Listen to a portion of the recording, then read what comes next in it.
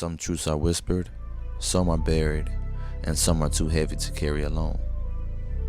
This is Spoken Truths, where silence breaks, pain speaks, and real stories finally get heard. No filters, no pretending, just truth. Welcome to the conversation. Hi guys, it's your girl Sweets, and I'm back with another episode of Spoken Truth. Today I have someone here that is very near and dear to my heart. I hope you enjoy it. So let's get right into it. Hello guys, we have a special guest in the studio tonight. Could you please give us your name? My name is Brannigan Rose. Okay, Brannigan. And could you tell us a little bit about yourself? Um, I'm 29. I'm from Florence. I have two kids. Into music, photography, and a few other things. But jack of all trades, really. Okay, so the music and the photography. What is your passion behind that? Where did that come from? Um, well, music. I always loved music ever since I was younger. Like going to church, my grandma said I had an ear for music, and like I don't know, I just love music ever since a little boy. And I always like my safe space. Like I express myself good. I feel like that's like my diary. I vent when I make music. That's like my therapy. And the photography. I just started picking up cameras, and then as far back as I can remember, my granddaddy, God bless the day, put a video camera in my hand. And so like, every little event, he'll give me a camera and he'll give me this, that, and the third. So I felt like that was my calling doing that because that was something my granddaddy shared. He was a cameraman and I'm a cameraman. Okay, great, great, great. So, you guys, if you didn't know, for those who don't know, Brannigan is my son. Yes. So that's why this is a special segment that's dear and close to my heart. And tonight we'll be talking about men and trauma because most men don't like to express their feelings, much less express any trauma that they may have, endured in life. So Brannigan is here with us, and he's going to share some things with us tonight. So first, I want to ask you, how was your childhood growing up? Well, my childhood, I mean, I guess like any other, urban childhood, ups and downs, fun times, bad times, but it wasn't all bad. It wasn't like compared to the people I grew up with, I don't think my childhood was that bad. Like, the regular things, I did a little city league baseball, played a little sports. Um, you know, I mean, childhood with childhood. I felt like I grew up a little faster than others. Right. Tonight's topic is men and trauma. So do you feel like you experienced any trauma in your life? Um, yeah, yeah. I have to say losing my grandma was real traumatic for me as a child because she taught me a lot, showed me a lot. I was young. I was like 13. But really before then, I lost I was 12. Right. But I got a tattoo. I was like 13, 14 in honor of her. I felt that was traumatic. That's one thing. Just because how close we was. Right. Um, Another thing that was traumatic. Um, I was like, I don't even know if I say sexually assaulted. I don't think that'd be the type thing because like both of us were kids. So it was kind of weird. But yeah, I mean, we ain't got to get into too much of that. But yeah. Okay, so let's elaborate on that a little bit more. I know you say you don't want to get into that, We ain't got to. but it caused trauma, Yeah. and that's what we're speaking on. So, we don't have to get deep into it, but um, and I heard you say that you both were kids. Yeah. So was you and this person the same age? This person older, you Right. older? They was older than me. They was like 2, 3 years older than me, I believe. So yeah, I believe so. Okay, and this so it's a reason that you're defining it as a traumatic event. So that's why I'm asking you to elaborate what made it a traumatic event for you. Was it because of the person, who they were, you know? Um, I guess it was so traumatic to me because of the age I was, I believe. Yeah, who the person was, and then it was like because I really didn't think of it how it was going on. I just thought like whatever, like weird, but it was real. It was more than that going on than me older now. It's like that's kind of Kind of weird. yeah. I know. I don't even know. Kind of weird. It is weird because it's like That's why I'm saying what made it weird. Like, was it? it Explain was to us who was it. Like, it was you don't have to say a name, but just give like, was it nah. someone? It was somebody from our family, Okay, like not immediate, like not like no brother or sister, no aunt or uncle, but it was like a cousin, like a okay. second or third cousin Girl, maybe. boy. Girl, dudes. But I mean, but I have to ask. I have to yeah, ask. You know, I mean, yeah, because there's some weird motherfuckers out here too. right? Okay, so you don't have to get all the way into it, but I just want to know how did that situation that happened when you were younger, how did it affect your life? Um, Honestly, I feel like with that situation, it made me more sexual earlier. Like I was like looking at women and thinking about stuff like younger, like way earlier than a lot of kids. But it's being earlier now, but I felt like it was too early for me when all that stuff was going on. So Right. yeah, and I feel like that's just I don't know. So, did you ever um, speak out about it or let anyone know about it? When it Um, happened. Nah, because when it happened, like I was a little kid, I didn't really think nothing of it. It was like some regular stuff then, or it was fun then. It probably ain't wasn't too regular then, but it was like kind of fun in the moment. But I was kind of like a little lost, but it was still kind of like fun, I guess. As a child, you don't really like distinguish Right. between Right. right, wrong, fun. I don't Okay. know. And so, in the beginning, you said that you had two kids. So, in going through that, um, what has it, taught you about, being a parent as far as your children and maybe shielding them from that type of behavior? Um, it just has me real like I don't know. I'm like I'm not trusting like with people around my kids. I'm not like I don't know. I try to be there as much as I can because I know that, like, you know what I'm saying, the moment you turn your head, the moment you walk away, anything can happen. And that's like one of my biggest like fears when it comes down to like being a parent, like me not being able to protect my child if Right. that does happen. But Right. you don't know everything or how somebody was raised or the things they're not seeing or whatever. But it just made me a lot more cautious, and I don't really like I don't know. It made me less trusting. I don't really like people around. Okay.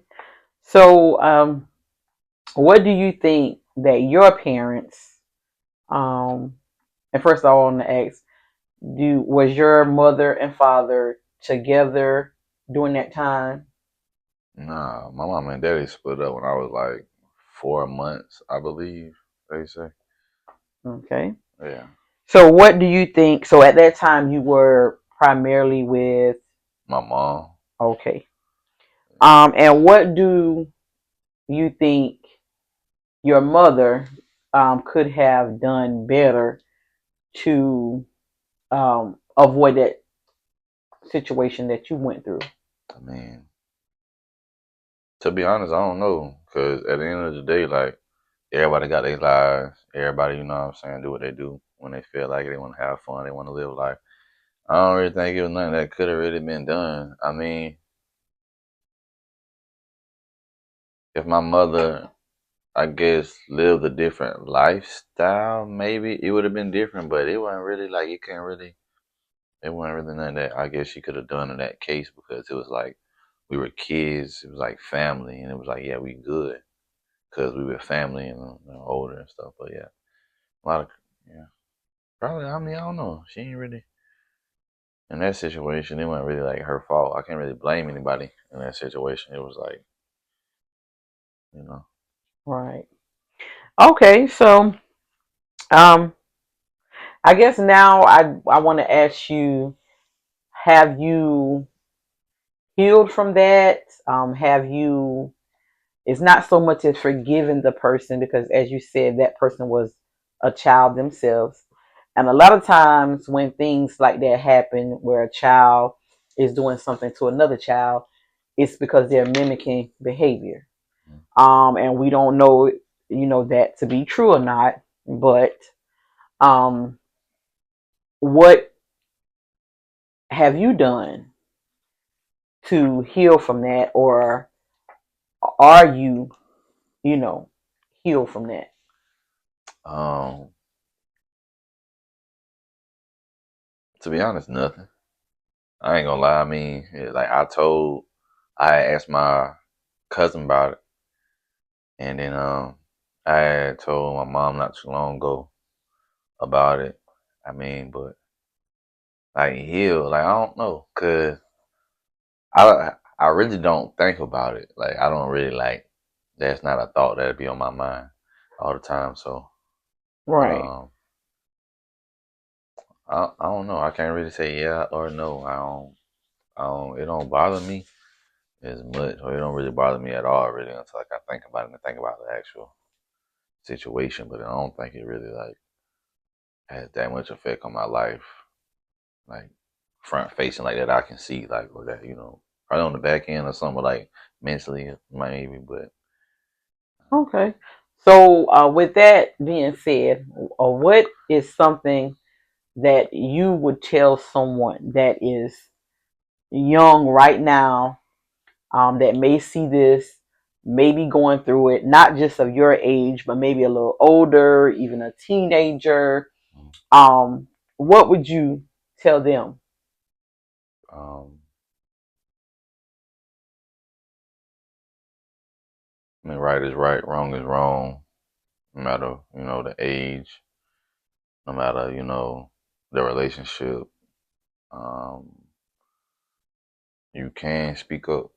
You should speak up. Like it's not gonna hurt you or that person, but it just all depends on what really going on, because it could lead to that person getting hurt. If it's that serious, they should get hurt. But yeah, man, I don't. Yeah, say something. If you don't say nothing to your parents because your relationship not that good, say something to an uncle or a brother or a cousin that's real close to you or something. Somebody that you trust. That's the biggest thing. I think a lot of kids like don't trust a lot of people, and that trust play a big part in things you tell somebody. So I say, just don't be scared to tell somebody something because it ain't gonna hurt Okay. Well, thank you for that. I would just like to also piggyback a little bit off of the other traumatic event you said in your life with losing your grandmother. So, losing her at an early age of 12. At that time, um, was there a change in you?